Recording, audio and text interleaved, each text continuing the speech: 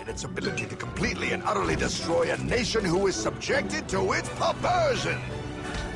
No, no, no, no, no, no. It is time we stop this evil secret and the men behind it. You're being ridiculous. Before America is destroyed forever.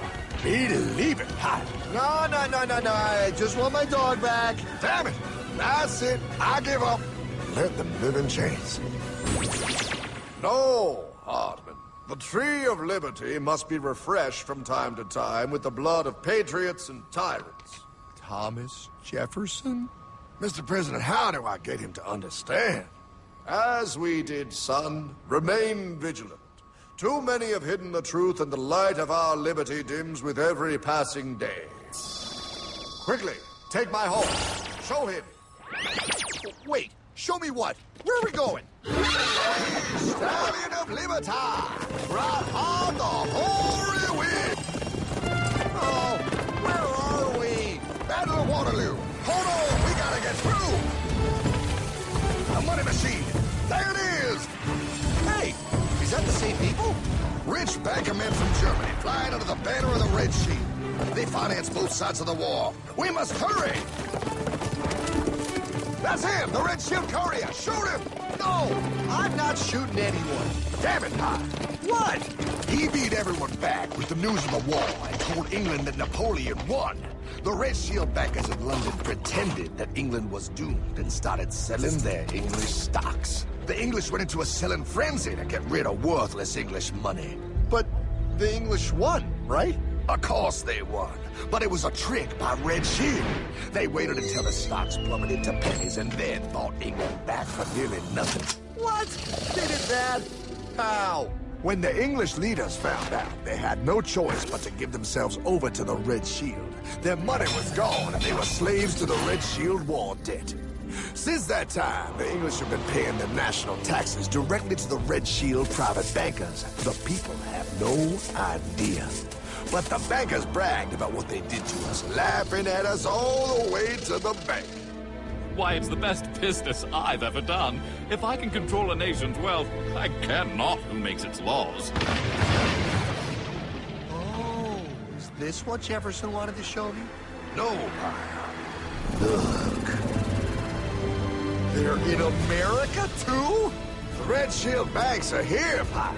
Seeking a way to conquer our American dream. The dream you have, Pyle. The dream of free men. They tried to take over our country many times and failed because Jefferson and the Patriots vowed to stop the evil tyrants at all costs. By authority of eternal God, he would not let the bankers win here. To preserve our independence, we must not let our rulers load us with perpetual debt. We must make our choice between economy and liberty or profusion and servitude. Wow. I place economy among the first and most important of Republican virtues, and public debt is the greatest of the dangers to be feared. It is incumbent on every generation to pay its own debts as it goes. We must have a central bank to secure this country's finances. If the American people ever allow private banks to control the issue of their money, first by inflation and then by deflation, the banks and corporations that will grow up around them will deprive the people of their property until their children will wake up homeless on the very continent their fathers conquered. Jefferson, you're mad. This country will have a central bank. Who's that? America's first Secretary of Treasury. Alexander Hamilton? Not for long. Aaron Burr, Thomas Jefferson's vice president. They didn't take too kindly to our first Sec Treasury. Sweet shot, Burr. The first attempt at a central bank only lasted 20 years, and we shut it down. But the bankers tried again against Old Hickory President Andrew Jackson. You are a den of vipers and thieves. I intend to rout you out. Then by the eternal God, I will rout you out. After surviving an assassination attempt, Jackson finally defeated the bank in 1836. When asked what was the greatest accomplishment in his life, Old Hickory replied, I killed the bank. And those were his last words. I killed the bank. And with real money backed with real gold, our country experienced the greatest boom in any nation's history. Oh, it was beautiful, pal. But the bankers, greedy for more power and wealth, were concocting their most ambitious plan yet to once and for all take control of the finances of the United States. In 1910, a secret meeting was held at a J.P. Morgan estate on Jekyll Island off the coast of Georgia. This meeting was so secretive, so concealed from government and public knowledge that the 10 attendees used code names. I am clearly the richest man, so I should be the one to run the super-secret central bank. I own all the oil in America. I'm clearly richer than you will ever be, hula girl. I should run the super-secret central bank. You're nothing compared to me, lube job. I shall run the secret bank. Silence! Supreme Master Leader, I didn't know you were gonna be here. I'm not. Neither are you, dumbass. Oh, yeah, right. He's so smart. None of you shall run the bank. We have failed in the past because of openness. This time, the key to success is secrecy. The people must believe that they run the bank. Yes, brilliant! A sneak attack. What's the plan? We first create panic, then we show them the solution. With our man in office and well-planned timing, we will have our central bank. And so the people think it is theirs. We shall christen it Federal. The Federal Reserve.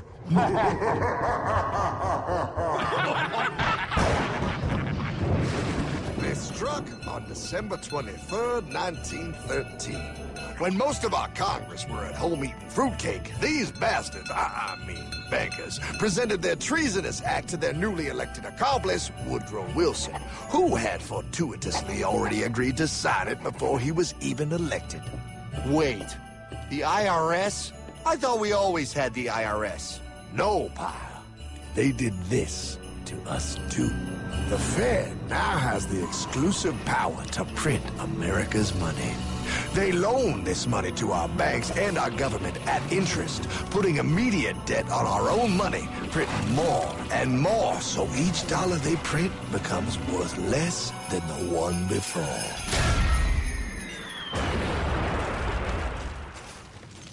Merry Christmas. What in the hell is that? That pile is how our government now must pay back these debts to the Fed. Your taxes do not go to your government. They don't? It's the greatest theft in human history. But, okay, I mean, I sort of get what you're saying, but it's also confusing. And really, Hartman, I don't see how it affects me at all. If I had more money, none of this would have happened. Hartman?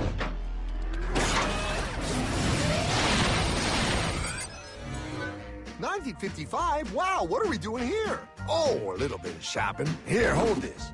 Gallon of gas, 23 cents. Postage stamp, 3 cents. Ounce of gold, $35. Hot baby. Priceless. Best be getting back. Hey, Hartman, I need my car, man. Oh, was that Michael J? Yeah, he'll be fine. Now, pal, would you agree that you have the same exact things you had in 1955? Yeah, 1 stamp, 1 gallon of gas, 1 ounce of gold, and 1 home. Wow, we just made a lot of money. Hey! Gotta pay your taxes. Bet it's nice to have made all that money. Wait, that isn't fair. Now I actually have less money. I can't even go buy the things I just sold. The IRS and the Fed's inflation work together, pal.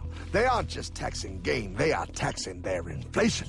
You are no richer than you were in 1955. Now, does that sound fair or American to you? Yeah, but I mean, who doesn't hate taxes? I hate the IRS anyway.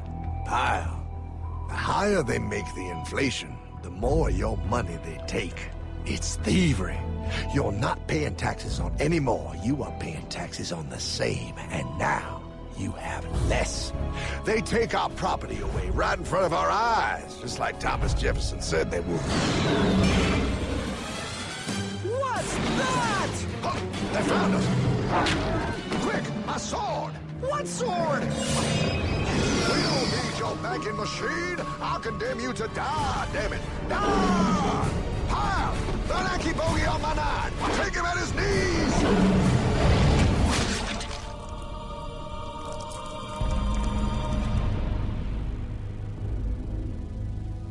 For we are opposed around the world by a monolithic and ruthless conspiracy that relies primarily on covert means for expanding its sphere of influence. What's happening? Where am I? I believe perhaps you understand now, pal, but you are afraid. JFK. Hartman, what does this have to do with my house and my dog? Oh, okay, that's enough. I want to go home now. This is the last president to stand up to the Fed. You must see. On June 4, 1963, President Kennedy signed Executive Order 11110. This executive order empowered the U.S. Treasury to issue real money without the Fed. It would have worked. Kennedy's plan to dismantle the Federal Reserve machine had begun. But 6 months later, John F. Kennedy went to Dallas and never returned. No way. No way they could do that. The new president, Lyndon Johnson, threw out Kennedy's order. And since JFK, no president has dared confront the secret powers behind the Federal Reserve. They consolidate bigger and bigger banks, print more and more money, accountable to no one, decimating our nation's wealth for the benefit of a few. Why? Why do this? If they hurt us, it hurts the global bankers too. No, pal. They are protected. They are too big to fail. But I'm not. Those sons of bitches! Sons of bitches all.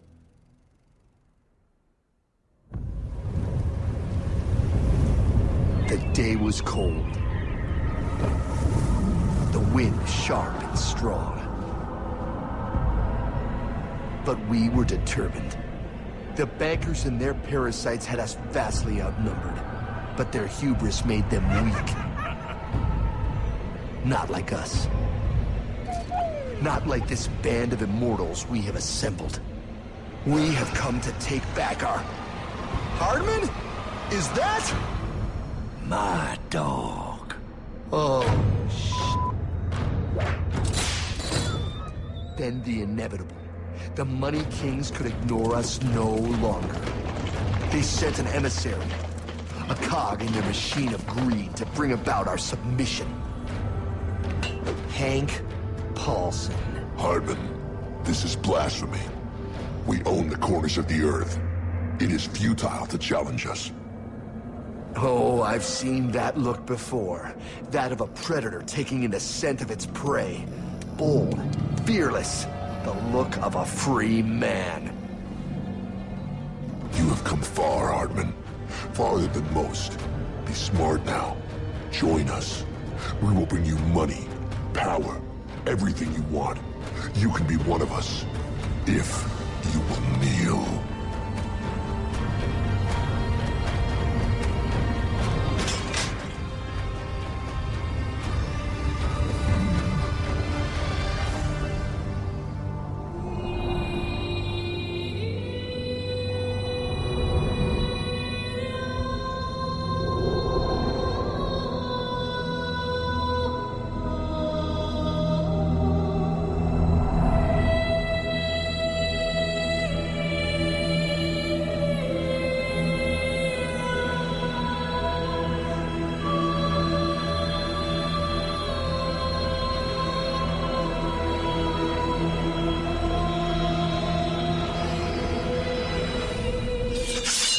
Madman. You're a madman. We're offering you everything. What do you think this is?